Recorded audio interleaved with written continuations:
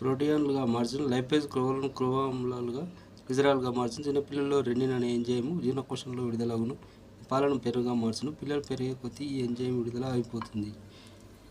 జీర్ణాశయంలో ఆహారం 2-4 గంటల పాటు ఉంటుంది. ఇక్కడ ఆహారం భాగంగా జీర్ణమై ఆంధ్రమూలంగా చేర్చబడుతుంది. దీన్ని కైమంటారు. ఇది ఆమ్లస్థితిలో pH 2.0 మెత్తగా ఉంటుంది. జీర్ణాశయంలో వివిధ ఆహారాలపై పంచే ఎంజైమ్లు ప్రోటీన్స్, పెప్సిన్, పెప్టోన్లు, ప్రోటియోనస్, క్రోవులు, లైపేజ్, క్రోవామ్లాలు, గ్లిజరాల్. చిన్న ప్రేగు. దీని పొడవు 7 మీటర్లు, వెడల్పు 3 సెంటీమీటర్లు. దీనిలో 3 భాగాలు ఉంటాయి: ఆంత్రమూలం, జజనం, శేషాంత్రికం. ఆంత్రమూలం ఇది యువాకరంలోని జీర్ణాశయాన్ని శేషాంత్రికంతో కలుపును. ఇది చిన్నప్రేగు యొక్క మొదటి భాగం. దీనిలోని కాలేయం క్లోమములు వాటి నాళాల ద్వారా తెరుచుకుని వరుసగా పైత్యరసం, క్లోమరసంను స్రవిస్తాయి. జజనం చిన్నప్రేగు యొక్క మధ్య భాగం. శేషాంత్రికం చిన్నప్రేగు యొక్క చివరి భాగం. ఇది అనేక ముడతలు పడి ఉంటుంది. ముడతలు ఆంత్రచూషకాలు లేదా విల్లై అంటారు. వీటి ద్వారా జీర్ణమైన ఆహారం శోషించబడుతుంది. శేషాంత్రికం పొడవైన మెలికలకు తిరిగిన భాగం.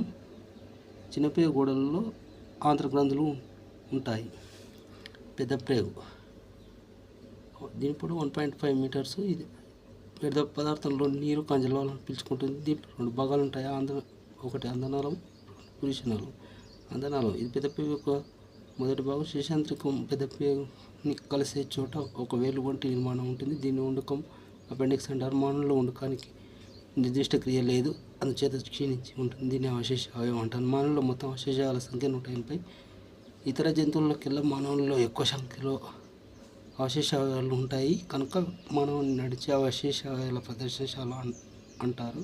శాకాహార జంతువుల్లో ఈ ఉండుకం సెల్యులోజ్ను జీర్ణం చేయగల సెల్యులోజ్ అనే ఎంజైమ్ కలిగి ఉంటుంది. కావున ఈ జంతువుల్లో ఈ అవశేష కాదు.